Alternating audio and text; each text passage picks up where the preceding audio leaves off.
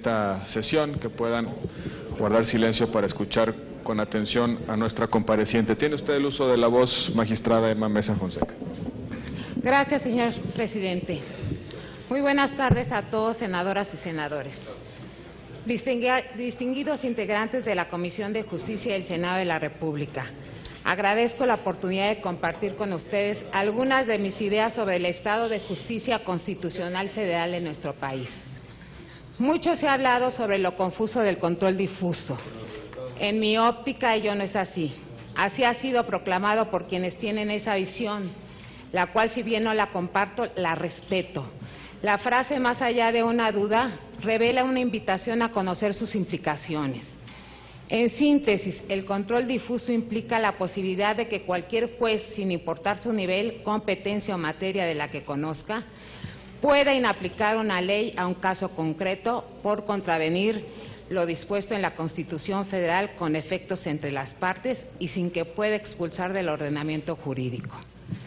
La adopción del sistema difuso en México y en un número importante de los países del continente americano fue el resultado de las adecuaciones que el legislador de cada nación consideró conveniente establecer en sus respectivas normas fundamentales, de acuerdo a su propio desenvolvimiento histórico.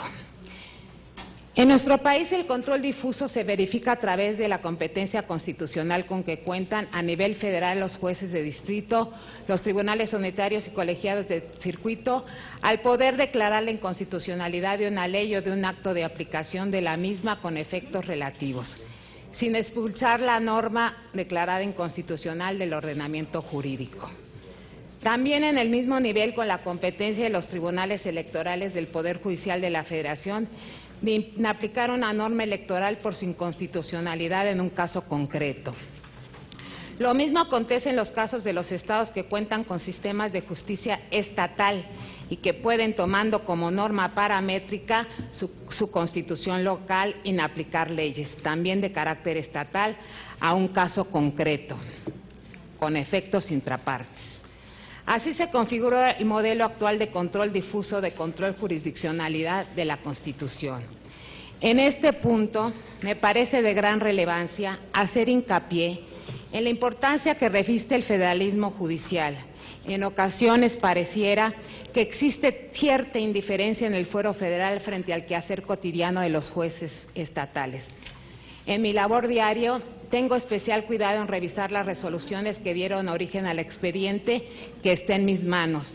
Este primer contacto de las personas con la justicia no es aislada, sino que forma parte del ingreso a todo el aparato jurisdiccional. Esta es una manera de fortalecer el federalismo judicial y, por supuesto, de cumplir con el derecho de toda persona a la tutela judicial efectiva. Al respecto, nada más paradójico que las reformas constitucionales del año pasado y del caso Rosendo Radilla, ya que el resultado de este binomio estructural entre la creación del legislador y del Tribunal Constitucional consistió en que ahora todos los jueces y magistrados del país están obligados a ejercer un control difuso de constitucionalidad y convencionalidad de las leyes y de los actos. Para mí reviste una gran relevancia impulsar este tipo de criterios que se sintetizan en dar viabilidad y certeza a lo establecido por el legislador. Quiero compartir con ustedes, si me lo permiten, unas reflexiones sobre los modelos de control difuso y concentrado y de control jurisdiccional de la constitucionalidad, ya que son el punto de partida inequívoco para adentrarnos en las labores propias del Poder Judicial, tanto federal como estatal, así como la Suprema Corte de Justicia en su papel de Tribunal Constitucional. Con toda certeza podemos afirmar que nos encontramos ante un proceso de orden mundial, en el que si solo existía difusión, como en el caso mexicano a través del juicio de amparo, se incorporó en 1994 un porcentaje de concentración cuya competencia es exclusiva de la Corte, el cual se verifica a través de las acciones de inconstitucionalidad y de las controversias constitucionales. Aunado a las reformas constitucionales del año pasado en materia de derechos humanos y de amparo, una de las reformas constitucionales de mayor relevancia en nuestro país fueron sin lugar a dudas las de 1994, Como resultado de esta modificación, ahora contamos con un modelo de control de constitucionalidad mixto, difuso y concentrado a la vez, tal como sucede en la gran mayoría de los ordenamientos constitucionales de otras naciones. La justicia constitucional en esta década ha ido muy lejos de lo que podíamos pensar e imaginar. No es que antaño no lo pensáramos, es que ni siquiera reparábamos en ello. Salvo el gran visionario maestro mexicano Héctor Fitz Zamudio, quien logró hace años introducir los primeros conocimientos relativos al derecho procesal constitucional y supranacional. En particular me refiero a la justicia supranacional, que en el caso de México me parece que está por demás discutir si nos obliga o no el Pacto de San José de Costa Rica y las resoluciones en donde el Estado mexicano ha sido sancionado. Y a mi parecer la jurisprudencia emanada de la Corte Interamericana de Derechos Humanos. Nuestra tarea como Estado es dar cumplimiento a los puntos resolutivos de sus resoluciones y efectuar un control de convencionalidad ex oficio siguiendo las pautas a las que aludí, obligatoriedad del pacto y de la jurisprudencia interamericana. Lo anterior se ascribe en lo que se ha denominado la globalización de la justicia. En este punto me parece oportuno destacar que ello no implica en caso alguno la pérdida de la soberanía del Estado mexicano. Implica que bajo determinadas circunstancias deberán operar en la interpretación jurisdiccional constitucional, además de las diversas de la propia Constitución Federal, como primer norma paramétrica, la incorporación como segunda norma paramétrica, el control de la Convención Americana sobre Derechos Humanos, así como los tratados internacionales en materia de derechos humanos de los que el Estado mexicano sea parte, formando así un bloque de constitucionalidad. En este orden sistemático de ideas hay que mencionar que mediante el juicio de amparo se ejerce un control federal jurisdiccional de constitucionalidad difuso por los juzgados de distrito, los tribunales unitarios y colegiados de circuito y por la Suprema Corte de Justicia de la Nación, mismo que tiene por objeto la máxima protección de los derechos humanos. Las controversias constitucionales salvaguardan la supremacía constitucional, el principio de división de poderes, la tutela de la esfera competencial de los niveles de gobierno, la protección de las atribuciones de los distintos poderes públicos, fortaleciendo así el principio de división de poderes. Las acciones de inconstitucionalidad tutelan la supremacía constitucional, protegiendo el texto integral de la norma fundamental, depurando del ordenamiento jurídico cuando éste se contravierte lo dispuesto por aquella. A partir de estas ideas, cuya aparente simplicidad suscita algunas cuestiones sobre los distintos modelos de control jurisdiccional constitucional, así como las herramientas de control de constitucionalidad y convencionalidad, estarían francamente incompletas si no habláramos del legislador, autor del producto normativo. Quiero mencionar que el control ejercido vía controversia constitucional o vía de acciones de inconstitucionalidad operan como catalizador de un diálogo abierto entre el creador de la norma y el máximo tribunal. Con toda certeza, legisladores y jueces constitucionales pueden sostener que este diálogo en nuestro país ha sido respetuoso, toda vez que no es competencia de los tribunales constitucionales legislar en momento alguno. Soy partícipe de un activismo judicial mesurado, que se decante por el principio de presunción de inconstitucionalidad de la ley y solo en casos extremos declarar su inconstitucionalidad. Quiero resaltar que hasta este día el Poder Judicial de la Federación me confirió diversas encomiendas en la labor que desempeño como magistrada federal en materia penal. Ello me obligó a estudiar los temas que mencioné en esta oportunidad de compartirlos con ustedes. Sin embargo, en el ámbito laboral me declaro como una persona abierta a ser cuestionada y criticada. No conozco a alguien que en las labores propias de su materia no se haya equivocado. Todo autor en su pretendida obra es susceptible de fallar, ya que en el derecho muchas cosas son más que verdades inobjetables, puntos de vista opinables. De ser así, si el Pleno me confiere la gran satisfacción personal y para México de ser ministra de la Corte, desde luego les digo que esto último será mi hilo conductor en mi diario comportamiento, en mi concepción de la justicia constitucional, federal y convencional que México se merece. Les agradezco mucho. Muchas gracias, magistrada. Inicio la ronda de preguntas a cargo de los grupos parlamentarios. Tiene el uso de la voz el senador David Monreal Ávila, hasta por 2 minutos. Gracias, magistrada Emma, bienvenida a este recinto. Felicitarle por su trayectoria judicial, por esa carrera que sin duda le ha permitido ser considerada en esta terna para ocupar el anhelo más preciado de quien hace carrera en este tema judicial, el de ser ministro de la Suprema Corte de Justicia de la Nación. Al revisar su currículum, veo que es la aspirante que más cursos de capacitación ha tomado dentro del sector judicial y de las que menos quejas administrativas ha recibido en los asuntos que ha resuelto. Reciba mi felicitación porque se ha especializado en el tema de la equidad de género y de cómo hacer realidad el principio de la igualdad de oportunidades y derechos para la mujer en México, un tema de la mayor importancia para la democracia y el desarrollo social de este país. En este sentido, le formularé 3 preguntas.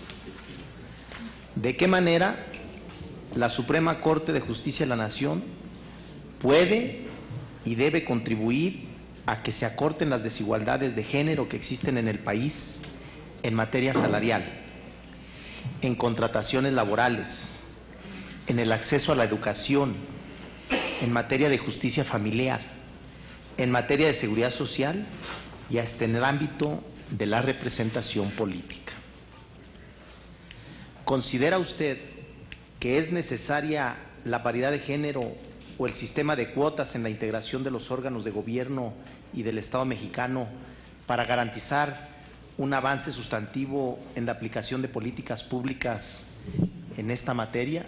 Esa sería la segunda pregunta. Y la última, ¿qué opinión le merece las reformas legislativas de algunos estados que penalizan la interrupción del embarazo y si se puede considerar inconstitucionales esas disposiciones? Magistrada, tiene 3 minutos para dar respuesta a las preguntas formuladas por el senador Ávila. Desde luego, muchas gracias, señor senador. Desde luego considero que la Suprema Corte de Justicia de la Nación, a través de sus criterios interpretativos, es como va a dar viabilidad a que estas normas, tratándose de género, de las condiciones laborales que debe permear para la mujer y de las relaciones sociales y familiares que la mujer tiene a través de su vida social, familiar y profesional, pues permean desde luego en la legislación correspondiente. La Suprema Corte de Justicia de la Nación ha sido vanguardista en cuanto a este tópico. Desde luego ha hablado acerca de la equidad de género dentro de los diversos ámbitos de la vida, como lo repito. Esta equidad de género, o más bien esta interpretación, ha servido para que consideremos nosotros que es importante sensibilizarnos y capacitarnos en juzgar con perspectiva de género, lo cual significa juzgar con perspectiva de género que a la hora de que juzguemos sepamos las desigualdades en que ha vivido la mujer a través de tantos años. Estas desigualdades que han servido para que la mujer no acceda como debe ser a los distintos ámbitos políticos, sociales y económicos. Poco a poco se han acortado estas desigualdades y, por supuesto, ha servido de base las interpretaciones de la Suprema Corte de Justicia para ese efecto. No sin antes hablar sobre todo de ustedes los legisladores, que se han visto, y sobre todo nuestras legisladoras, que se han visto en esa necesidad de legislar para realizar una justicia de género. Las interpretaciones de la Suprema Corte de Justicia al respecto, ya terminé. Termine. Sí. a ese respecto son importantes, es que no me fijé, perdone. Respecto de las cuotas de género, por supuesto estoy de acuerdo en la existencia de cuotas de género. Las cuotas de género son una acción afirmativa. ¿Qué es una acción afirmativa? Una medida de carácter temporal por medio del cual sirve que la desigualdad existente, una vez que encuentre su paridad, desaparezca. Las cuotas de género son indispensables para lo mismo, para lograr esta equidad. Y respecto de las reformas legislativas del aborto, yo considero que las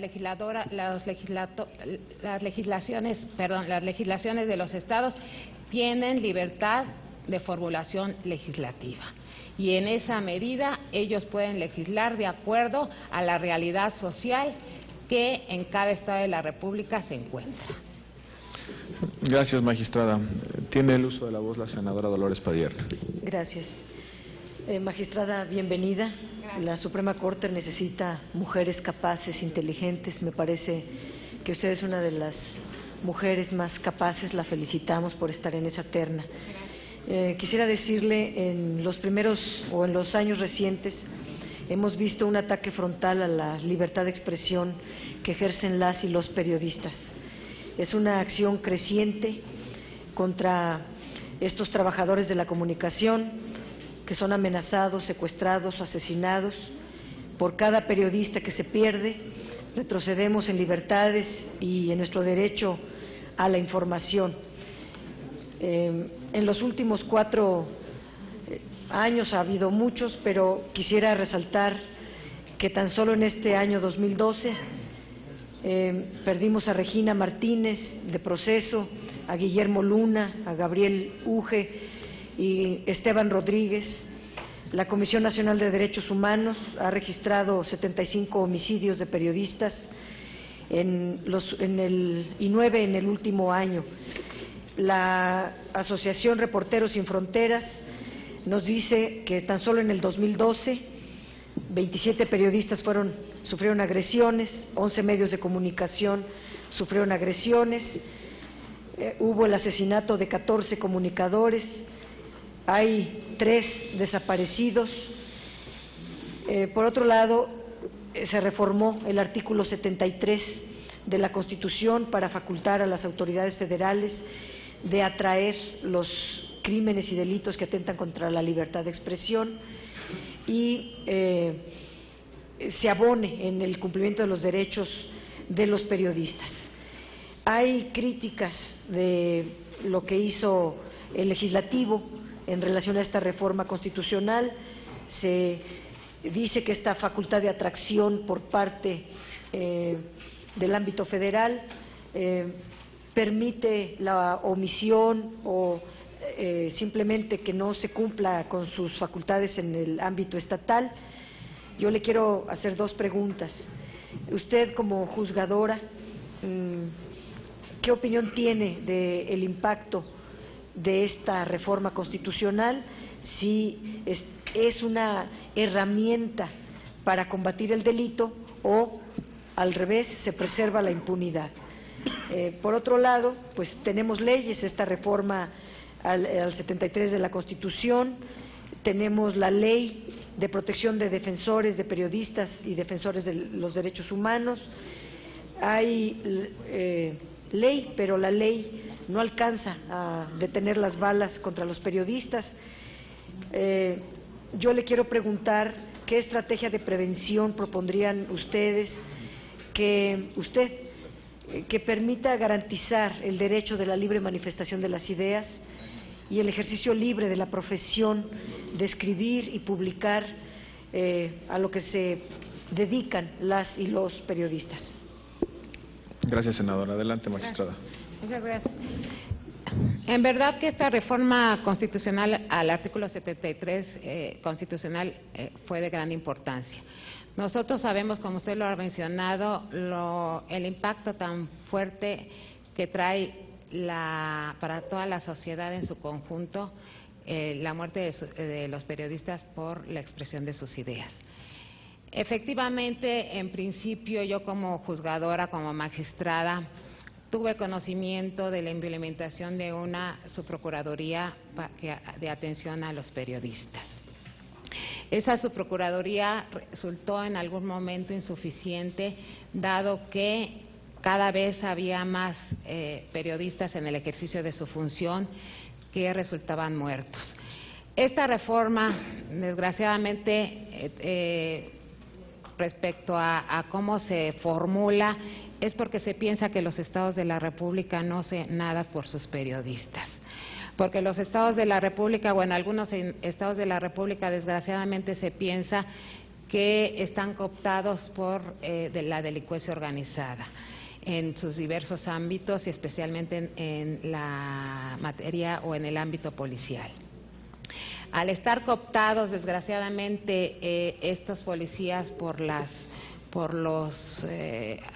delincuencia en general, pues por supuesto cualquier periodista que realice su actividad informando a nuestra sociedad lo que está sucediendo, el combate que se da contra estos grupos que flagelan a nuestra sociedad, o denunciar que se encuentren coludidos no solo con policías, sino a lo mejor hasta con medios de comunicación o con funcionarios públicos, hace cada vez más difícil su labor de informar.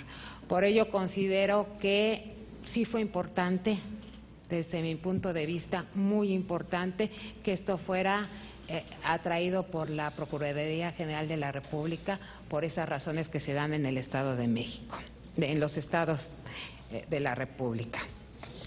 Respecto de las estrategias de prevención, siempre las estrategias de prevención deben ser educacionales.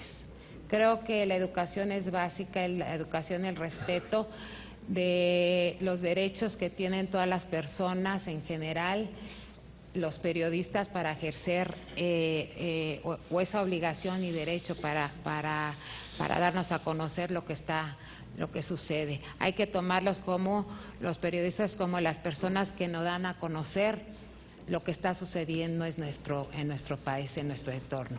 Hay que darle el peso que requiere mediante la prevención y la educación, precisamente la labor que hacen los periodistas, que es magnífica en información. Gracias. Gracias, magistrada. Senador Raúl Gracia.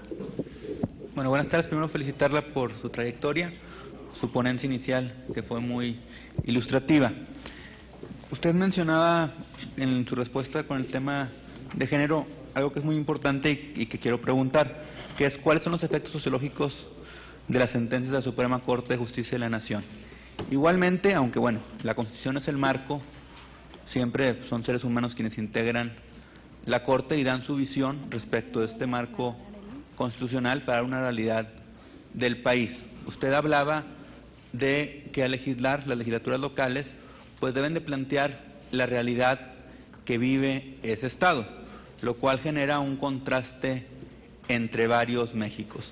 Se ha hablado aquí mucho del equilibrio entre ministros de carrera, ministros no de carrera en la Corte, pero también cómo generar ese equilibrio en la Corte respecto a estas visiones sociológicas dentro del marco constitucional y cómo poder garantizar desde esa perspectiva una visión de un solo México. Muchas gracias. Gracias, senador. Adelante, magistrado. Gracias a sus preguntas. Desde luego, en relación con la situación de género, es muy importante, como lo repetí, el que nosotros los juzgadores estemos conscientes a la hora de juzgar de las desigualdades que ha tenido la mujer a través de tantos años. Es importante, le voy a poner un ejemplo, en el sentido de una mujer en el momento que comete un homicidio, en el momento que comete un homicidio, pero si nosotros no vemos, por supuesto, no tienen que allegar al expediente las pruebas requeridas, porque nosotros juzgamos en base a las pruebas requeridas. Es importante que los defensores en ese aspecto hagan alusión a todo lo que ha vivido, por decir un ejemplo, un homicidio de una persona que ha sido abusada sexualmente por parte de su pareja o su marido después de tantos años, o que ha tenido una violencia psicológica durante tantos años. No es lo mismo juzgar sin tener esos elementos, y cuando tenemos esos elementos precisamente tenemos que ver cuál fue su situación como mujer, la violencia que tuvo es como mujer en género, y de esa manera, dentro de los mínimos y máximos que nos señala la ley, irnos hacia un mínimo, porque no es lo mismo una mujer o un hombre que cometieron determinada conducta delictuosa sin tener como antecedentes toda esta situación de violencia. Esa es la sensibilidad que nosotros tenemos, que debemos tener como juzgadores a la hora de realizar nuestra labor. Y a través de las interpretaciones precisamente que ha hecho la Suprema Corte de Justicia de la Nación, y no solo ello, a través de la capacitación que ha hecho a través de su programa de género que ellos tienen, capacitan a jueces, magistrados y a todos los que se dedican a la labor de jurisdiccional para saber juzgar con perspectiva de género. Respecto al otro punto, mencionabas tú de la situación de la conformación de la Corte, ¿verdad? Sí, de la conformación de la Corte. Desde luego, ha sido muy importante el que tengamos una conformación muy plural, que tengamos ahí académicos, que tengamos allá a notarios. Por ahí es la pregunta, ¿verdad? La visión de un solo México, en base a esto que se mencionaba, de cada estado, su legislatura local, una connotación sociológica diferente, pero es el mismo marco constitucional. Pero respecto de qué punto, perdón, no. El ejemplo más claro es el aborto, voy a ponerlo de esta perspectiva. Pero es un ejemplo significativo, ¿no? Ajá, no, sí, como lo mencioné, esa sería la parte de la primera pregunta, ¿verdad?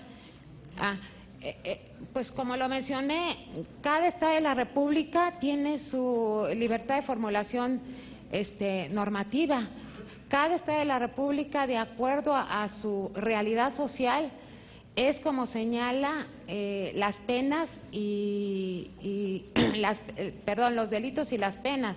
Ahora, tan es así que cada estado de la República podemos ver, y hemos hecho unos análisis, que, por ejemplo, en un estado de la República la violación es penada con una pena de 2 a 5 años, y en otro estado de la República es de 5 a 15 años. El homicidio o el parricidio tienen como pena máxima 20 años y en otros 50 años de prisión. O sea, hay una formulación libre legislativa de acuerdo a las realidades que se dan en los estados de la República. Y eso, digo yo, con base en lo que ellos, vean de su realidad social, es como realizan sus normas y es como deben respetarse. Gracias, magistrada. Senadora Arely Gómez, por favor.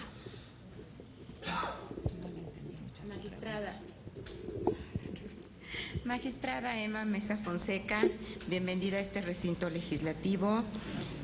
Una felicitación por estar incluida en una de estas ternas que envía el Ejecutivo Federal para su aprobación. Es un honor el solo hecho de ya estar incluida en una de ellas. Ahora bien, de la selección que usted presenta de sentencias en la que ha sido ponente, de preferencia se ha mencionado amparo contra leyes, salta a la vista la relativa al amparo directo 370/2011, cual tema es suplencia de la queja deficiente en tratándose del ofendido a partir de la reforma del artículo 1 de la Constitución. Para mí sería importante ver si usted podría profundizar en por qué usted emitió esta sentencia y por qué también la seleccionó. Adelante, magistrada. Gracias, señor senador.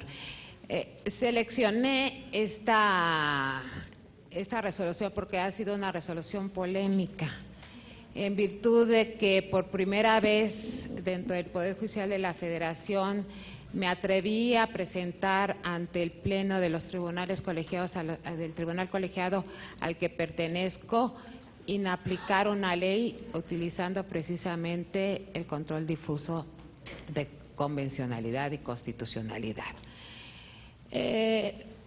Le voy a platicar que en este punto de vista, el artículo 76 bis de la Ley de Amparo señala que en materia penal solo opera la suplencia de la queja en favor del reo, aún ante la ausencia de conceptos de violación. Mi pregunta siempre fue, como juzgadora y como magistrada en la actualidad, ¿y la víctima qué? ¿Que la víctima no tiene ningún derecho? De verdad que a nosotros los magistrados nos ataba las manos sobremanera este artículo 76 bis de la Ley de Amparo, porque muchas veces veíamos resoluciones que habían sido hechas con base en criterios equivocados y hasta podríamos decir negligentes. Y por supuesto, cuando la víctima acudía al amparo o acudía en contra de la resolución que no le era favorable, si ella no señalaba de la manera perfecta atacando las resoluciones del tribunal respectivo, nosotros decíamos, tú sabes qué, víctima, no atacaste la resolución y por lo tanto, como no puedo suplirte la deficiencia de la queja, ahí quedó tu asunto. Nos tenía amarrada esta situación y la víctima quedaba indefensa. Por lo tanto, a un análisis del artículo 76 bis conforme a la Constitución que dice que todos somos iguales ante la ley, y de las convenciones americanas, la Convención Americana de Derechos Humanos, el Pacto de Derechos Civiles y Políticos, la Declaración Universal de los Derechos Humanos, donde señala que todos somos iguales ante la ley y que tenemos y que se tiene como derecho un recurso efectivo. Mencioné y presenté el proyecto a mis compañeros que lo aprobaron, se fue aprobado por unanimidad, donde dije el artículo 76 bis al análisis de los derechos humanos de igualdad ante la ley, vuelvo a repetir, y de un derecho de recurso efectivo, no aguanta ese análisis y por lo tanto, como tercera opción, consideré desaplicar el artículo 76 bis y así suplir la deficiencia de la queja en favor de la víctima, que tiene todos los derechos, aunque sea parte antagónica, igual que un inculpado en una averiguación previa y en un proceso. Muchas gracias, magistrada. Tiene el uso de la voz la senadora Ninfa Salinas. Buenas tardes, magistrada. Felicitarla también por lograr estar en esta terna. Y bueno, yo quisiera comentar, hay quienes señalan que el Consejo de la Judicatura mantiene elementos de subordinación respecto al Pleno de la Suprema Corte de Justicia, pues esta posee facultad de revisar y revocar algunos de sus decisiones. Y por otra parte, hay quienes identifican al Consejo de la Judicatura como responsable de un incremento excesivo en el número de plazas y de personas, lo que ha elevado el gasto del Poder Judicial. Basta señalar que a lo largo de este sexenio, el presupuesto asignado al Poder Judicial de la Federación ha aumentado más de 80%, al pasar de 23,000 millones en 2006 a más de 42,000 millones ahora en 2012. Entonces, la pregunta es la siguiente, magistrada. ¿Considera que deben impulsarse reformas para que se fortalezca al Consejo de la Judicatura Federal? ¿Considera que es necesaria su independencia de la Suprema Corte? Y, en su opinión, ¿qué beneficios ha reportado el incremento en el presupuesto del Poder Judicial Federal? Gracias, senadora. Adelante, magistrada. Gracias. En principio, sí, el Consejo de la Judicatura Federal es un órgano administrativo de vigilancia únicamente de jueces y magistrados, es personal, no de la Suprema Corte de Justicia de la Nación. Está desvinculado el Consejo de la Judicatura Federal porque como órgano de administración, de vigilancia y de disciplina, pues nada tiene que ver con la Suprema Corte de Justicia a ese respecto. En otro punto en otra tesitura, el Consejo de la Judicatura Federal no puede analizar en nuestras quejas las resoluciones ni el criterio jurídico que nosotros hemos realizado a través de nuestra labor jurisdiccional. Sí, de una manera, pues prima facie podríamos decir de una resolución a primera vista, donde se puede ver que una resolución desde luego fue realizada de manera fuera de constancias o que hubiese habido corrupción, pero a una simple vista, ¿no?, de esa resolución, pero realmente no puede resolver el fondo no puede resolver ni revocar nuestras determinaciones ni entrar al fondo de nuestras resoluciones. Por eso tiene una independencia totalmente distinta a lo que es la Suprema Corte de Justicia de la Nación. Hay una coordinación en relación a que los acuerdos que emite el Consejo de la Judicatura Federal pueden ser revisados, los acuerdos en relación a la organización pueden ser revisados por la Suprema Corte de Justicia de la Nación. Y una cuestión muy importante y muy interesante que tiene la Suprema Corte de Justicia de la Nación en relación con el Consejo de la Judicatura Federal es solicitarle a la Suprema Corte de Justicia de la Nación, que realmente no sé si a lo largo de los años lo haya hecho en algún caso, en solicitarle que revise la actuación de un juez, quizás por alguna corrupción o negligencia en el asunto. Sí puede solicitarle el Pleno de la Suprema Corte de Justicia al Consejo de la Judicatura al respecto. Y desde luego el Consejo de la Judicatura Federal ha crecido muchísimo porque somos muchos tribunales, colegiados, unitarios y juzgados de distrito que requerimos precisamente de una buena administración, vigilancia y disciplina, muy importante. Quiero decirle que cuando el señor presidente Juan Silva Mesa entró, y no solo él, sino el ministro presidente anterior, Guillermo Ortiz Mayagoite, y el ministro don Juan Silva Mesa, han adelgazado, pero muchísimo, los funcionarios y el personal que precisamente tiene el Consejo de la Judicatura Federal para ese caso, y cada día lo adelgaza más. Entonces creo que estamos en políticas adecuadas por parte del Consejo de la Judicatura en ese sentido. Gracias, magistrada. Senador Ricardo Barroso, por favor. Gracias. Magistrada, muy buenas tardes. Primero que nada, felicitarla. No tengo la menor duda que su presencia en esta terna se debe a la amplia trayectoria dentro del sistema de justicia de nuestro país. Y de acuerdo a su experiencia en el ámbito del derecho penal, hemos visto como la plena transformación del sistema en nuestro país ha generado figuras muy importantes, como en el año 2008 con la de presunción de inocencia, y una a la que me quiero referir en particular con el tema del arraigo. Me gustaría saber cuál es su opinión personal con el tema del arraigo y si considera que el arraigo ordenado por la autoridad judicial pudiera ser violatorio a los derechos humanos. Gracias, senador. Adelante, magistrado. La figura del arraigo ha sido una figura muy cuestionada.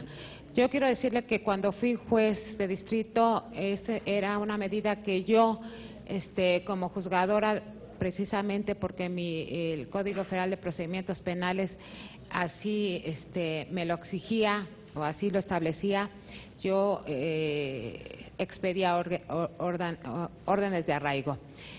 Nada más que en ese tópico era arraigo domiciliario. A nosotros no. Qué bueno hubiera sido, ¿verdad?, que nos hubieran dicho que pudiéramos desaplicar normas que nos guiaban en cuanto a nuestro procedimiento, no, porque entonces seguramente hubiese desaplicado esa norma por considerarla inconstitucional, ya que no estaba dentro de nuestra Constitución. Ya está dentro de nuestra Constitución y por lo tanto constitucional es. En aquella época se hablaba del arraigo domiciliario. Yo como juzgadora y en pleno respeto a los derechos humanos de una persona, cuando se me solicitaba un arraigo y se pedía que fuera en una casa de seguridad o en algún hotel, desde luego lo negaba. El arraigo, haciendo alusión que el arraigo, por ser considerado un arraigo domiciliario, esto hablando no de delincuencia organizada, porque tratándose de delincuencia organizada, toca al Ministerio Público señalar en dónde se va a realizar ese arraigo, y es por eso que se realiza en hoteles o en casas de seguridad. Sí, pero cuando se trataba de arraigo domiciliario exigía que fuera en su domicilio. A mí llegaba el Ministerio Público y me decía, bueno, pero es que en su domicilio se puede evadir esta persona de la acción de la justicia porque está en su domicilio. Le dije, bueno, la ley dice arraigo domiciliario y domicilio es donde la persona tiene su asiento.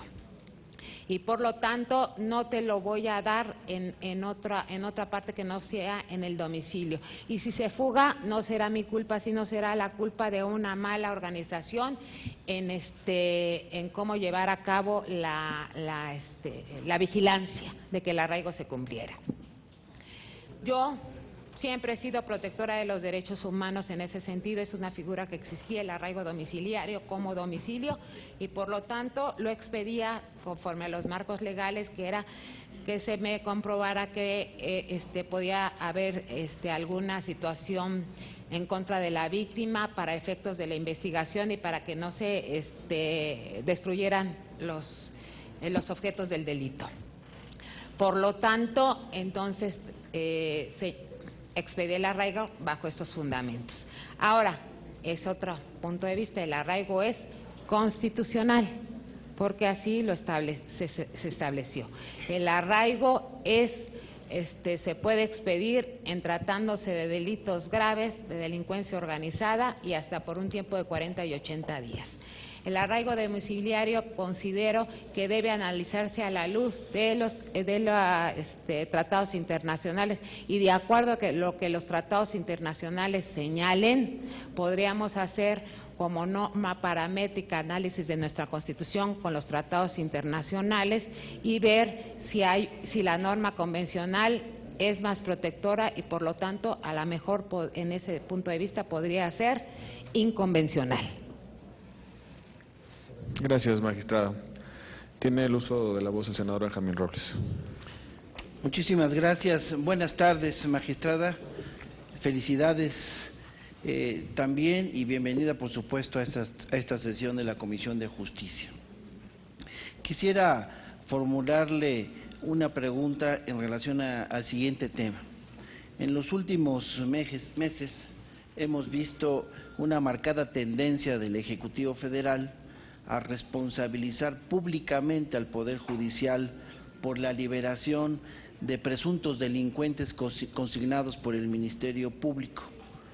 Pero también creo que durante los últimos años también se ha vuelto una costumbre ver en los medios de comunicación cómo se difunden videos de interrogatorios practicados a presuntos delincuentes recién detenidos por la Policía Federal antes de ser puestos a disposición del Ministerio Público.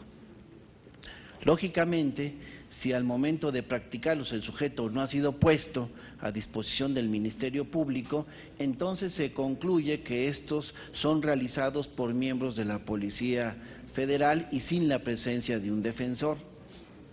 Comento esto porque resulta tan sorprendente como inverosímil que probables delincuentes a los que autoridades describen como los más sanguinarios, inhumanos e inescrupulosos, confiesen tan fácilmente sus delitos como en un acto de súbito arrepentimiento. Y es demasiada coincidencia que cuando estos mismos presuntos delincuentes son exhibidos ante los medios de comunicación, presenten distinta clase de golpes y lesiones. Las preguntas son, si usted fuera juez de la causa en un caso como este, ¿cómo procedería si un detenido es presentado ante usted con esta clase de lesiones? ¿Considera usted, en una segunda pregunta, magistrada, que en casos como este, la acusación y el procedimiento en general quedan irremediablemente viciados o pueden ser subsanados? ¿De qué manera se podría subsanar un procedimiento en el que existieron torturas para obtener confesiones? Y una última pregunta en este mismo contexto, magistrada. ¿Considera usted que en un caso como este es jurídicamente posible acreditar la responsabilidad penal de un procesado y por tanto sentenciarlo aun cuando haya existido coacción física o psicológica para obtener confesiones? ¿Cómo podría acreditarse dicha responsabilidad? Gracias, magistrada, por sus respuestas. Adelante, magistrada. Adelante. Muy interesante su pregunta porque me viene a la memoria cuando yo fui secretaria de tribunal y como juez incluso, en donde en aquella época, estoy hablando hace muchísimos años, existía la DIP. Llegaban precisamente los inculpados totalmente con lesiones internas y externas. En algunas ocasiones yo como secretaria tuve que tomar declaraciones dentro del reclusorio porque estas personas se encontraban lesionadas. Lo cierto es que en aquella época había una tesis que decía, y que me dolía mucho poner, pero era una tesis de jurisprudencia de la Suprema Corte de Justicia de la Nación, donde señalaba que debía estar acreditado que estas lesiones hubiesen sido hechas por los agentes de la Policía Judicial. ¿Qué manera tan difícil de probar que esas lesiones hubiesen sido hechas por los agentes de la Policía Judicial? Y entonces la confesión que él había rendido ante el agente del Ministerio Público, tenía las características de total validez. Pero ahora fíjese que es muy interesante, ahora, conforme a los derechos humanos, toca a la autoridad probar que no torturó a esta persona. Eso se ha mencionado en algunas, he leído yo algunas resoluciones de la Corte Interamericana de Derechos Humanos en ese punto, en donde toca al Estado demostrar que no ha torturado a esta persona. ¿A través de qué? A través de que lo tuvo detenido, en qué circunstancias, durante cuánto tiempo, etcétera, etcétera.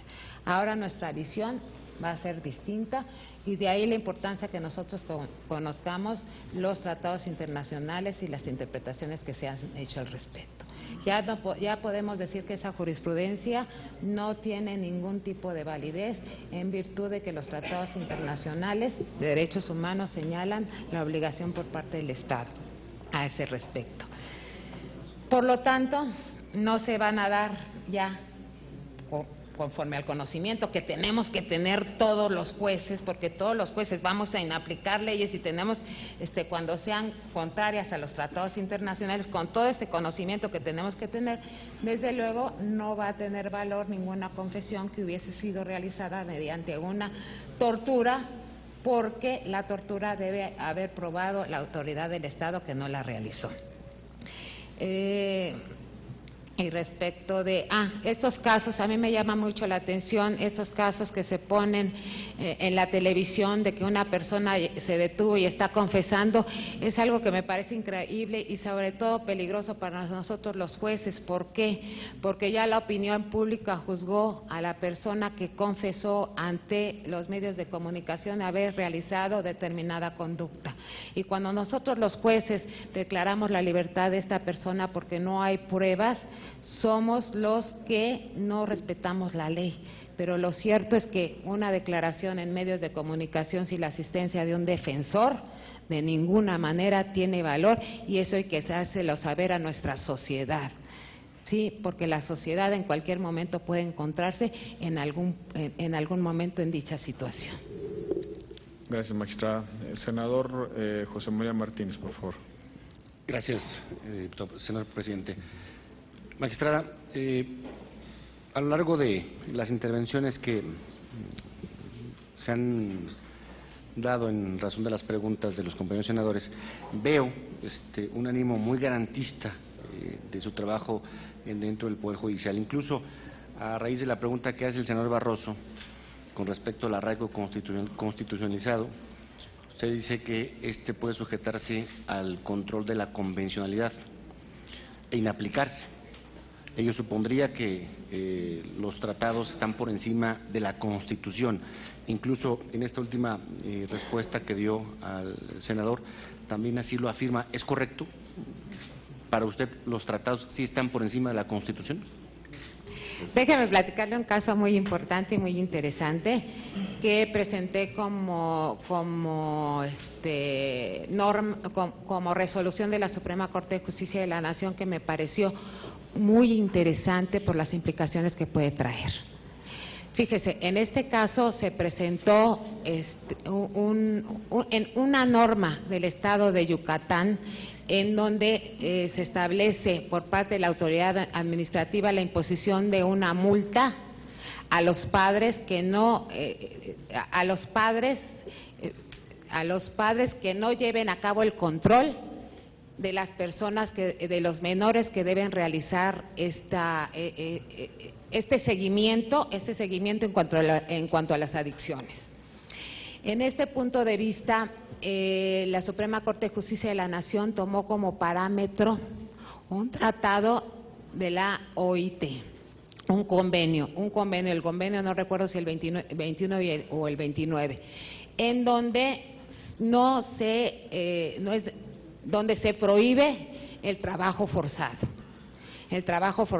y en donde se dice que solo la autoridad judicial podrá imponer una sanción de trabajo en favor de la comunidad. El artículo 21 de la Constitución señala que la imposición de la pena es propia y exclusiva de la autoridad judicial, pero sin embargo en la materia administrativa se señala que la autoridad administrativa puede imponer, entre otras, trabajo en favor de la comunidad en virtud de alguna reincidencia. Entonces, si el artículo 21 constitucional señala que solo lo pueden impugnar los jueces y solo lo puede imponer el juez y la autoridad administrativa, entonces se llegó a la convicción de que el Tratado de Libre Comercio, del Tratado de la OIT, en donde señala que solo pueden aplicar esta pena los jueces, es más garantista que nuestra propia Constitución. Y por eso aplicó un tratado de la OIT donde se prohíbe los trabajos forzados y únicamente mediante la imposición de la autoridad judicial. Y no aplicó el artículo 21 constitucional. O sea, aquí hablamos de un parámetro de regularidad. Un parámetro de regularidad que está entre la Constitución y los tratados internacionales. Si los tratados internacionales tienen mayor protección, primer parámetro tiene que ser la Constitución. Como segundo parámetro, los tratados de libre comercio, los tratados de derechos humanos, como segundo parámetro. Pero si nosotros tenemos un tratado internacional que garantiza una mejor protección, considero, por tratarse de la Constitución, que dice la Constitución, se respetarán los derechos humanos establecidos en la Constitución y los tratados internacionales copulativos, son un todo, y por lo tanto, si los tratados internacionales tienen mayor protección, a reserva de meditarlo y pensarlo, pero de momento creo que es posible aplicar un tratado internacional para el principio pro homine. No sé si me expliqué el asunto, lo quise decir en muy poco tiempo, pero el asunto donde la Suprema Corte de Justicia de la Nación aplica un tratado internacional más allá de lo que establece nuestra Constitución. No sé si me expliqué. Gracias, magistrada. Me permito insistir a quienes están presentes en el salón que puedan guardar silencio para poder continuar esta comparecencia. Tiene el uso de la voz el senador Omar Fayad. Gracias, presidente. Bienvenida, magistrada. Le quisiera hacer algunas preguntas muy puntuales.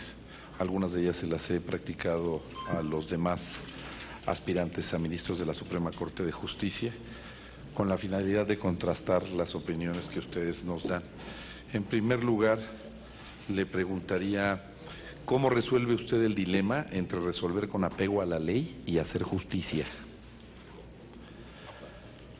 Le pregunto su opinión sobre la creación de un tribunal constitucional que se encargue solo de cuestiones de constitucionalidad y no de legalidad. ¿Cómo debe rendir cuentas a la sociedad un ministro de la Suprema Corte de Justicia de la Nación?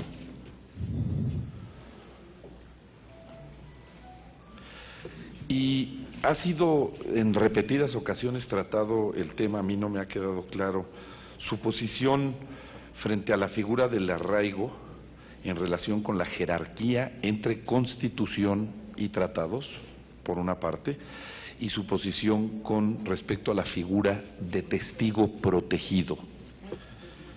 Y finalmente le preguntaría, magistrada, sobre... ¿Usted considera que es constitucional la adopción por personas en matrimonio del mismo sexo? Por sus respuestas, muchas gracias. Gracias, senador. Magistrada.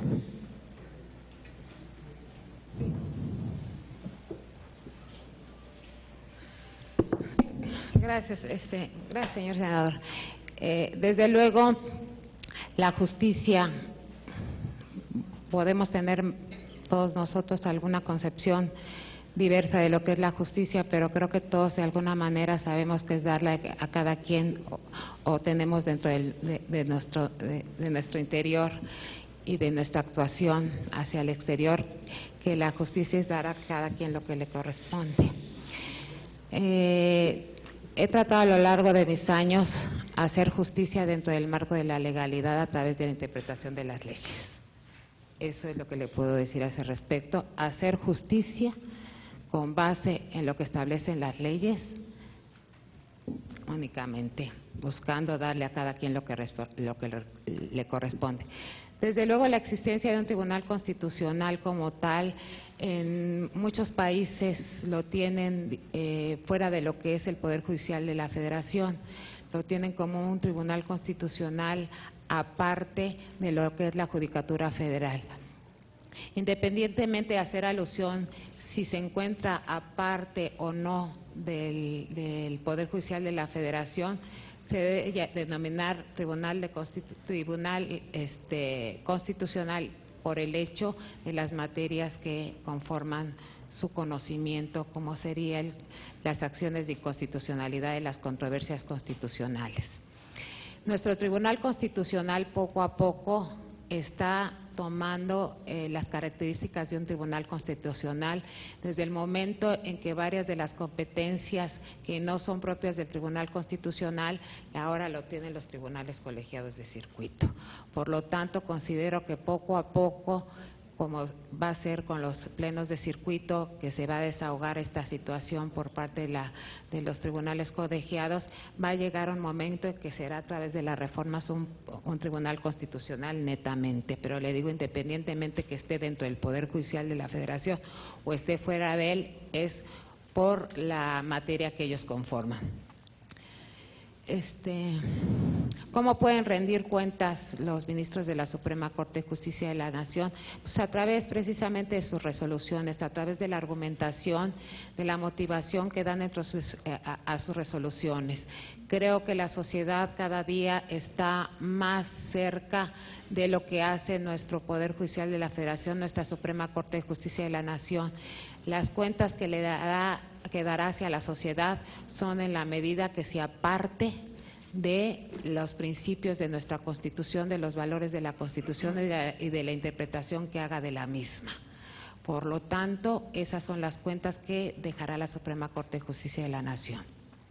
Respecto del arraigo, vuelvo a repetir, por primera ocasión la Suprema Corte de Justicia de la Nación, el Pleno, tomó como norma paramétrica para la desaplicación de una ley del Estado de Yucatán, en tratándose de una ley de adicciones, como norma paramétrica un tratado internacional.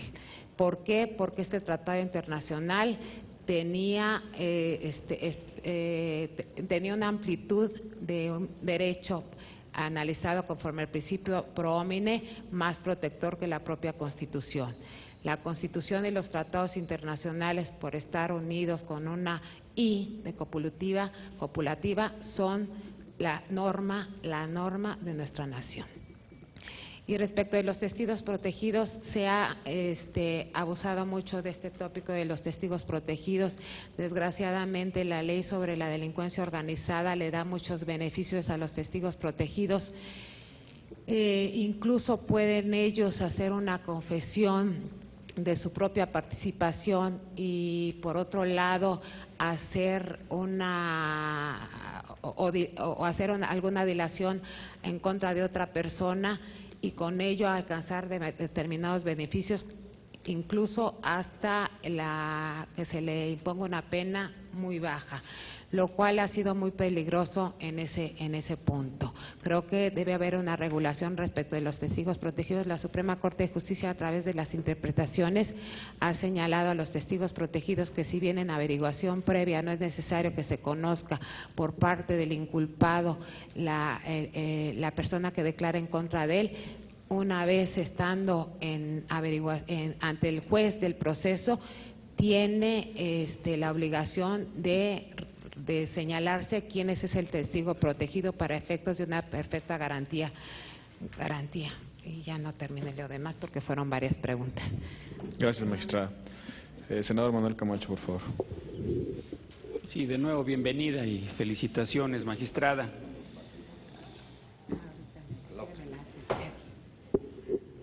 Bueno, con mucho gusto. Sí, retomo el tema del senador Omar Fayad sobre los matrimonios, sobre la adopción en los matrimonios gay. Y la otra pregunta o reflexión que yo le pediría nos hiciera es la siguiente. Me queda muy claro que usted tiene una posición firme, para ser más preciso, no ambigua respecto al tema de los derechos humanos. Eso me parece muy importante en esta época. Pero yo quisiera que reflexionara usted con nosotros de una circunstancia nacional donde por una parte tenemos unos derechos humanos perfectamente validados y protegidos y por otra parte unas urgencias de seguridad que ha llevado a un permanente conflicto con estas disposiciones normativas. Es decir, ¿cómo puede el país resolver su emergencia en materia de seguridad y de violencia, respetando los derechos humanos por una parte y por otra parte sancionando a los responsables del crimen? Proceda, magistrada, por favor. Sí. En principio, respecto de la adopción por matrimonios, desde luego la Suprema Corte de Justicia de la Nación, con la que coincido en su voto, que en el voto sobre este tópico mencionó que el matrimonio no es que la familia no es algo que haya no es algo que la Constitución especifique cómo debe ser, si debe ser integrada entre padre, madre e hijos, y por lo tanto, al ser un producto que la sociedad o que se va dando conforme las sociedades avanzan, la familia y el matrimonio, el cual tampoco nuestra Constitución señala, no señala en qué consiste el matrimonio, sino se deja a la armonización de las legislaturas el cómo denominarlo, o el cómo más bien está conformado, pues ya que el Distrito Federal en principio tenía señalado que era la unión entre hombre y mujer. Entonces, como la propia Constitución no señala en qué consiste el matrimonio, pues el legislador puede hacerlo de la manera que quiera, como lo hizo en el Distrito Federal. Pero también hizo alusión, y por ello se estableció que podía señalar que el matrimonio puede ser la unión entre dos personas.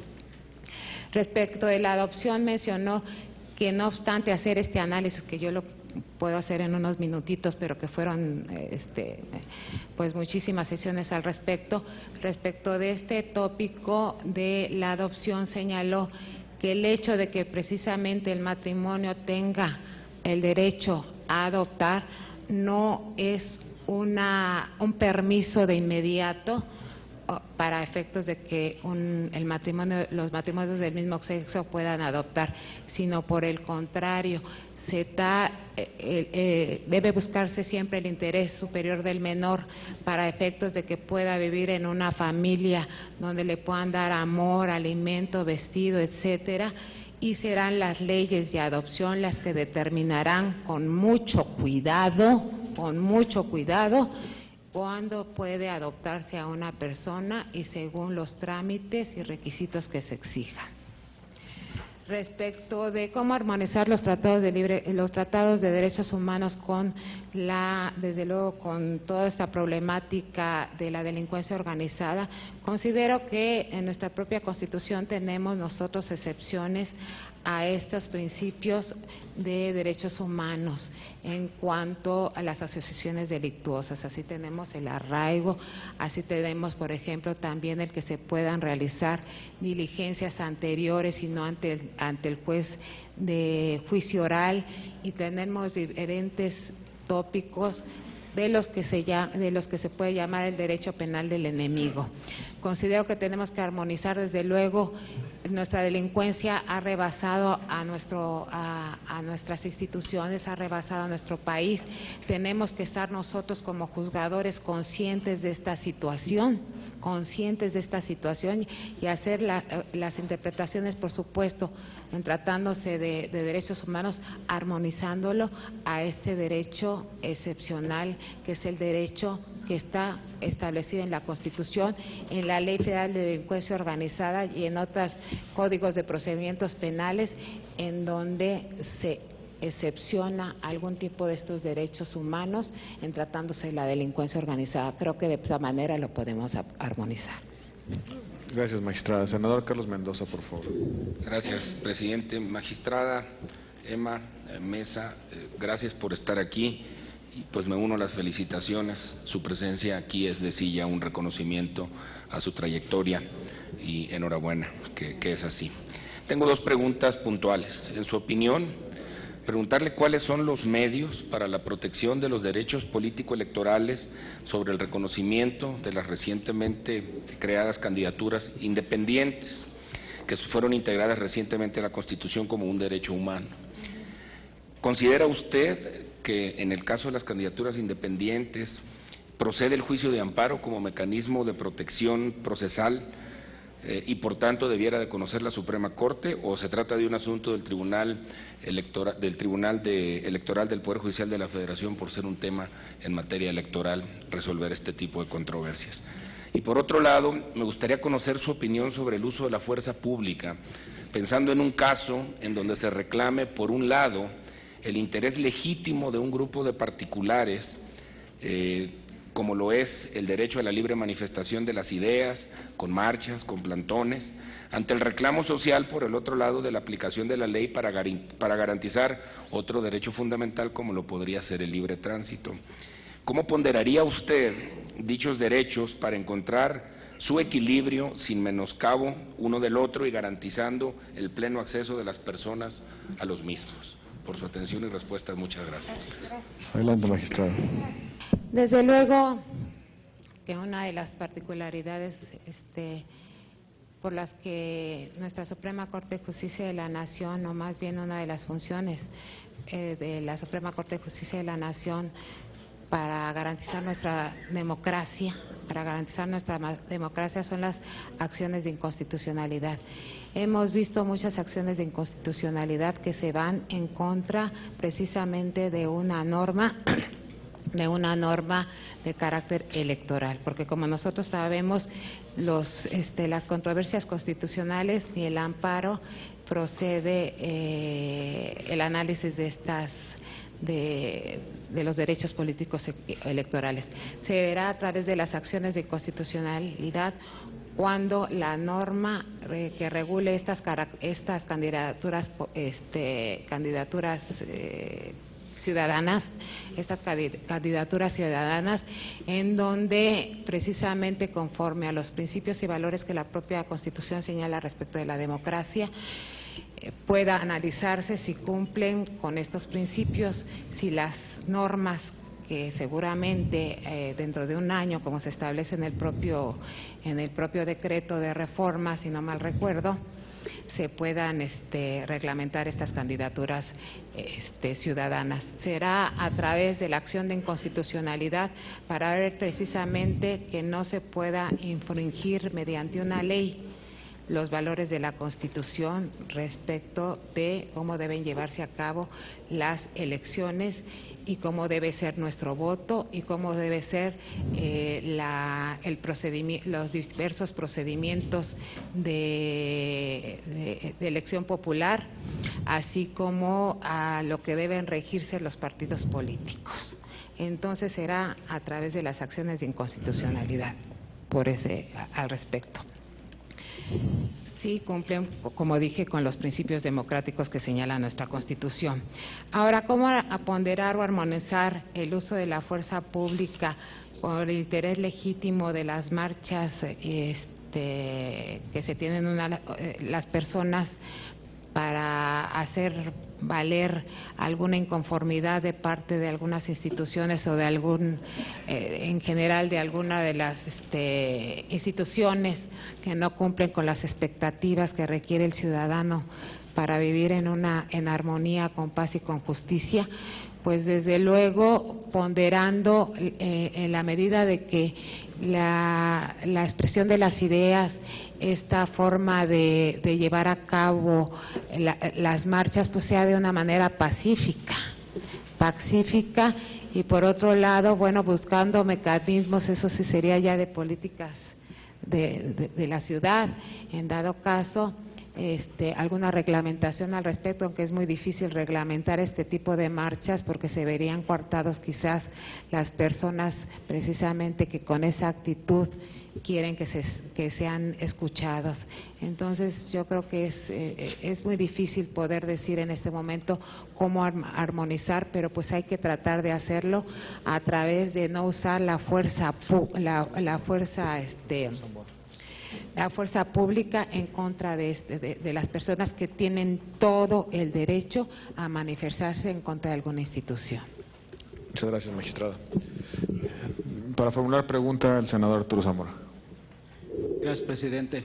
Estuve escuchando con atención sus intervenciones y respuestas que dio a los legisladores sobre diferentes tópicos. Y hay un tema que me gustaría retomar, el tema que tiene que ver con el análisis que hizo de las diferentes sanciones que hay en cada entidad de la República en torno a diferentes tipos penales. Yo no sé si en su opinión sea viable pensar que tenga México un solo fuero en el ámbito penal para evitar el ámbito federal y el ámbito local con tantas opiniones diferentes, o si la opinión pudiese ser un código penal tipo para toda la República.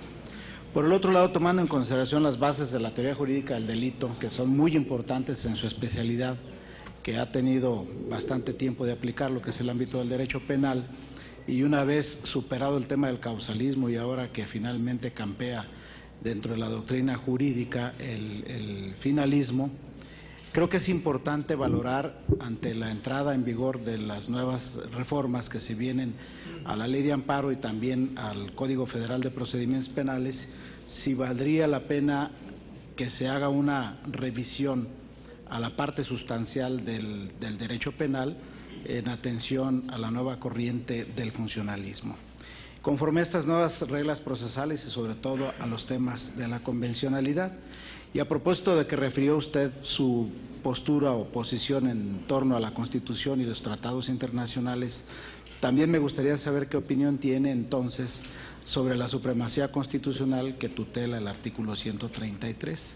Ya concretamente, con todo lo que usted ha dicho, ¿cuál es su valoración si en un momento dado, ante la Suprema Corte y como ministro, cuál sería su opinión cuando nos pudiésemos encontrar ante una situación de conflicto de normas de carácter constitucional? Creo que aquí es muy importante el asunto de la jerarquía de normas y por otro lado, finalmente, me parece que dio una respuesta muy inteligente a la pregunta que hicieron los senadores Omar Fayad y Manuel Camacho, pero me parece que nos queda de ver la respuesta. Nos dijo lo que han dicho otros, pero sí nos gustaría saber qué opina usted al respecto. Gracias, senador Zamora. ¿Quiere hacer una precisión? Sí. ¿Quiere precisar la pregunta? La adopción. No, creo que Adelante, magistrada. No, de ninguna manera, señor senador, por supuesto que estoy de acuerdo en que los matrimonios de un mismo sexo puedan adoptar. Jurídicamente y constitucionalmente está claro. Jurídicamente y constitucionalmente está claro y yo estoy totalmente de acuerdo bajo las reglas que señalen la legislación a ese respecto y en todo momento y ante toda situación conforme al interés superior del menor. Totalmente de acuerdo, me pareció que fui clara, pero siento mucho no haber sido tan clara, señor senador, pero bueno. Efectivamente, yo considero que, y así lo he hecho saber en varios foros, que deberíamos de tener un código penal tipo y no solo un código penal tipo, sino un código de procedimientos penales tipo. Ahora con el nuevo sistema de enjuiciamiento penal, que es el sistema acusatorio oral, va a ser mucho más necesario. En la actualidad vemos, desgraciadamente, que en los 7 estados de la República Mexicana, donde ya ha entrado en vigor sistema acusatorio oral, se señalan incluso diversas formas de analizar la carpeta de investigación, esa carpeta de investigación que debe tomar en consideración el juez en el momento en que el Ministerio Público le lleva ante él la averiguación previa. En algunos casos el juez ni siquiera puede revisar esta carpeta de investigación donde se realiza esta averiguación previa, porque el propio Código de Procedimientos Penales así se lo exige. Y en otros casos sí, o sea, en los casos en donde no se da oportunidad a una persona para efectos a un juez para revisar esta carpeta de investigación, desgraciadamente únicamente es respecto de las alegaciones de las partes. Por ello es necesaria la existencia de un Código de Procedimientos Penales, y ahora que toda la República Mexicana está inmersa en el Código de Enjuiciamiento Penal, en el sistema acusatorio y oral, con mayor razón. En cuanto al Código Penal adjetivo, desde luego debería de haber un Código Penal tipo para que las conductas se homologaran en todos los estados de la República, a reserva de que unas en específico, como el abegiato u otras que existen en algunos estados de la República, pero en general que todas estas conductas fueran reguladas de una manera homogénea en toda nuestra República, y sobre todo en tratándose de penas, porque no es lo mismo una persona que mata a uno en un estado de la República y otro que mata a otro en otro estado de la República. Respecto de la supremacía constitucional, el artículo 133 es claro, que la Constitución es la ley suprema de la nación, junto con los tratados internacionales de derechos humanos, a una interpretación pro homine. Pero nuestra Suprema Corte de Justicia de la Nación es la ley suprema. Nuestra Constitución es la ley suprema de la Nación. Eso no me cabe duda. Gracias, magistrada. Ha concluido la ronda de las preguntas acá a los grupos parlamentarios. Tengo el registro de senadores no miembros de la comisión, a 3 senadores. Comenzamos por el senador David Penchina. Gracias, presidente. Magistrada Emma Mesa, muchas felicidades por llegar a este momento de su carrera judicial. Creo que el simple hecho de haber sido propuesta es un reconocimiento a su vasta carrera dentro del Poder Judicial, lo cual no solo le damos la bienvenida, sino le felicitamos por tan brillante trayectoria. En 1994 se inauguró una reforma al modelo de la Suprema Corte de Justicia de la Nación en cuanto a la integración de la Corte y la forma de designación de sus ministros. Hay quien habla en el mundo académico, incluso dentro del mismo Poder Judicial, y pone en duda que el sistema de ternas sea un sistema equitativo que pueda garantizar un proceso limpio y ordenado en la selección de los integrantes de la Corte. Incluso se señala académicamente que el poner a 3 magistrados con un currículum suficiente que merezcan la propuesta del Ejecutivo Federal ante el Senado de la República puede ponerlos en competencia, y que en ánimo de triunfar en esa legítima competencia puedan distorsionar sus opiniones para ganar los adeptos suficientes para poder ser elegidos. A mí me gustaría saber de parte de usted, señora magistrada, ¿qué opina sobre este procedimiento? ¿Es un procedimiento valioso, independientemente de que usted está hoy al escrutinio del mismo? ¿Es un procedimiento que podemos perfeccionar o debemos de seguir transitando en él, o adoptar modelos que, como en Estados Unidos, a propuesta individual, no de ternas, el presidente toma la opinión y la consideración del Senado de aquel país? ¿Cree usted que es perfectible o se siente usted en esta opinión un poco contra la pared por ser juez y parte de la opinión en la garantía que debemos de buscar todos de fortalecer la Corte en su conjunto? Por otro lado, señora magistrada, es innegable que de 1995 a la fecha la Corte ha tenido un papel políticamente mucho más preponderante que el que tuvo en otros años. Es una Corte que sus opiniones tienen repercusiones de carácter político en un México plenamente democrático. Me gustaría preguntarle, como ¿Cómo entender el carácter político del juez constitucional? ¿Cómo el juez constitucional puede aportar a este México nuestro para fortalecer su democracia y finalmente poderla enriquecer a partir de un papel mucho más protagónico, actuante, como un actor fundamental de la vida política de nuestro país?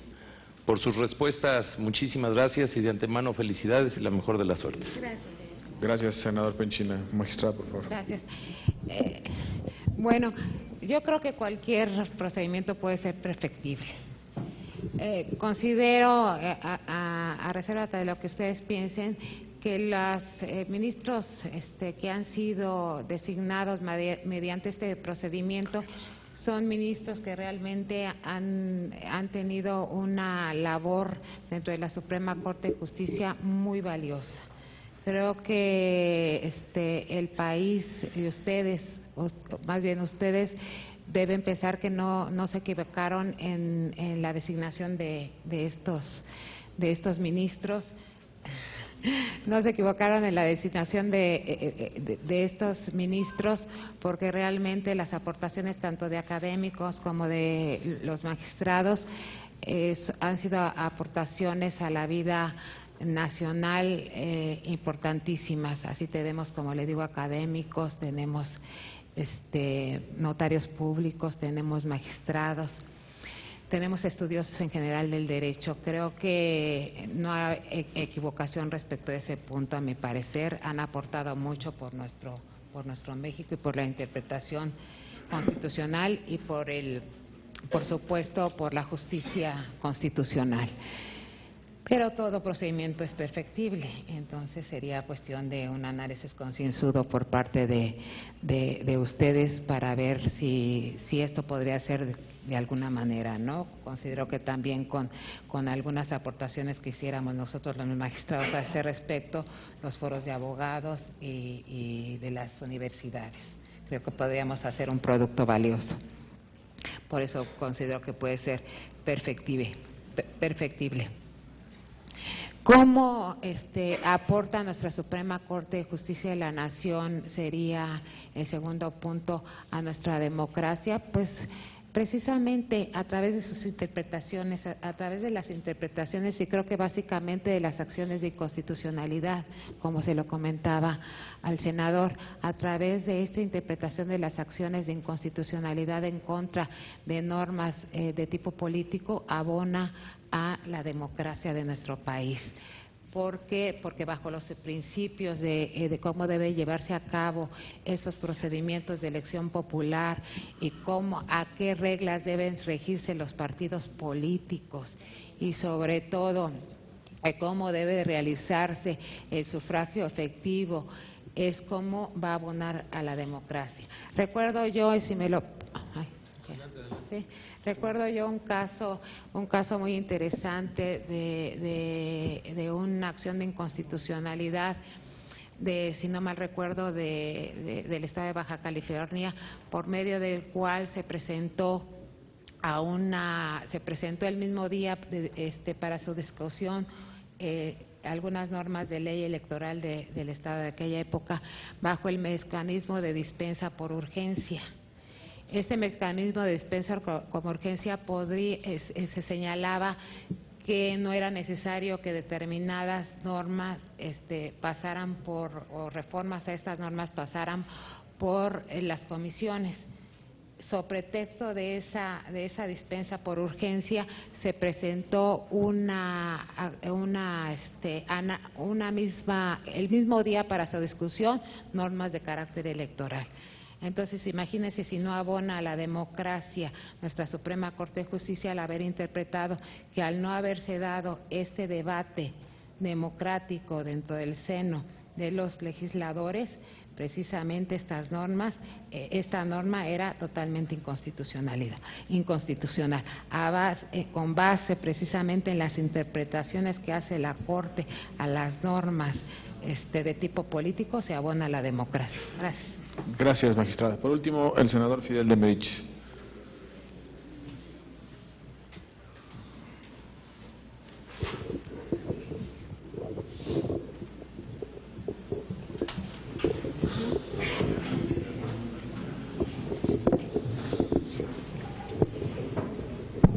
Muchas gracias, presidente. Con su venia.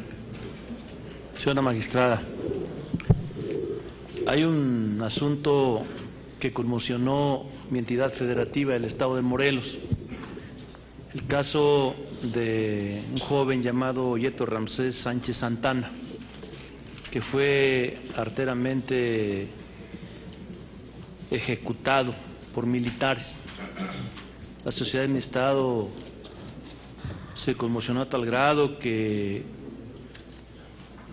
se generaron acciones de muchas personas para exigir justicia. Mencionaba con el otro ponente casos en donde la Suprema Corte de Justicia de la Nación ha cometido desde nuestro punto de vista equivocaciones graves para dejar impunes casos como el de ABC desde el punto de vista social, donde altos funcionarios tuvieron que ver. En este caso, como presidente de la Comisión de Justicia y Derechos Humanos del Congreso Local de Morelos, me di a la tarea de impulsar junto con la sociedad la posibilidad de que esos militares no solamente fueran juzgados por la justicia militar, sino que fueran juzgados por la justicia civil en la medida en que habían ultimado a un civil. En ese sentido, la Suprema Corte de Justicia de la Nación, desde el 2010, inició un debate sobre el tema del fuero militar. Analizaron 30 expedientes, de este total 30 expedientes, 28 son juicios de amparo en revisión y 2 son conflictos competenciales. Se analizaron alrededor de 11 casos vinculados con la extensión del fuero militar en relación con casos de víctimas de violaciones de derechos humanos cometidos por elementos del Ejército Mexicano y otros relacionados con delitos contra la salud cometidos por elementos castrenses. El pasado 12 de septiembre, el Pleno de la Suprema Corte de Justicia concluyó la revisión de los alcances del fuero militar. Tras 17 sesiones, los ministros llegaron a las siguientes conclusiones. 1. Los militares acusados de cometer delitos contra civiles serán juzgados por tribunales civiles. No tiene idea de cómo aplaudió el pueblo de Morelos esta decisión de la Suprema Corte de Justicia de la Nación, y nos da un enorme gusto que estas personas estén sometidas a la justicia civil. 2. Declararon inconstitucional el artículo 57, fracción segunda, inciso A del Código de Justicia Militar, por ir en contra del artículo 13 de la Constitución, que señala que cuando un delito o falta de orden militar estuviese complicado, un paisano conocerá del caso la autoridad civil que corresponda. 3. Establecieron que en los casos de homicidio o desapariciones forzadas, como fue el caso de Yetro, cometidos por militares, los familiares son víctimas y por lo tanto tienen el derecho de exigir una reparación del daño y de impugnar las sentencias de los jueces. Déjeme decirle que en el caso de la reparación del daño los familiares todavía exigen justicia porque se les está negando en este tema concreto. 4. Determinaron que el fuero militar no aplica cuando haya violaciones a los derechos de civiles. Estos casos pasaron en automático a la justicia civil. 5. Restringieron el fuero militar a los delitos que tengan que ver exclusivamente con la disciplina militar. Yo le pediría amablemente, a nombre del pueblo de México y de mi Estado, si nos podría dar su punto de vista respecto al fallo histórico de la Suprema Corte de Justicia de la Nación, de que cualquier delito cometido por un militar en contra de un civil deberá ser procesado en un juzgado civil y las implicaciones de este fallo para el sistema de justicia en nuestro país.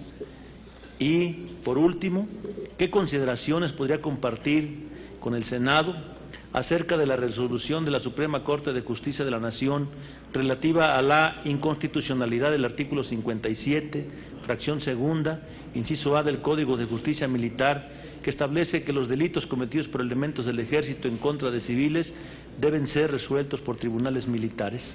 Muchas gracias, senador. Muchísimas gracias. Adelante, magistrado. Gracias. Desde luego, la restricción del fuero militar, después de varias discusiones por parte de la Suprema Corte de Justicia de la Nación y atendiendo a la resolución del caso Rosendo Radilla por parte de la Corte Interamericana de Derechos Humanos que nos sancionó, era precisamente la interpretación que tenía que hacerse. Estoy totalmente de acuerdo que, conforme lo señala el artículo 13 constitucional, únicamente pueden ser juzgados militares por militares en tratándose de delitos y faltas en materia militar. En eso estoy totalmente de acuerdo. ¿Y por qué estoy totalmente de acuerdo? Porque yo también he sido una defensora a ultranza, no solo de los derechos humanos de las personas involucradas en un procedimiento penal como inculpados o acusados, que ya no delincuentes, porque delincuente es la persona que se encuentra enferma. Según las teorías pasadas, teorías antiguas, el delincuente es la persona que se le trata como un enfermo y no como un responsable, que realmente debe responder de sus actos y por lo tanto se le llama acusado. Sí, también he sido defensora de los derechos de las víctimas, como se lo dije a través de la resolución que hice alusión de la desaplicación del artículo 76 bis, cuyo respeto a sus derechos es salvaguardado a través de diversas resoluciones, como juez y como magistrada. Por lo tanto, la víctima no solo tiene derecho a la reparación del daño, que desgraciadamente, como usted menciona, no se ha podido reparar el daño en este asunto que nos comenta. Pero desde luego no solo tienen derecho a la reparación del daño, sino a la justicia y a la verdad. Esta justicia y verdad, ¿cómo se puede adquirir? A través de un procedimiento en donde la víctima, siendo civil, pueda acudir ante un juzgado civil a ejercer sus derechos, cuestión que no podía hacerse en tratándose de la justicia militar, donde no tiene ninguna participación la víctima dentro del procedimiento militar, y sí en un procedimiento ante civiles. Por lo tanto, estoy totalmente de acuerdo en el acotamiento del fuero militar en tratándose de cuando sea una víctima identificable de violación a los derechos humanos. Muchas gracias, magistrada. Ha concluido la ronda de preguntas. Agradecemos su disposición a esta comparecencia y a dar respuesta a las preguntas del señor senador. Se declara un receso de 5 minutos para recibir a la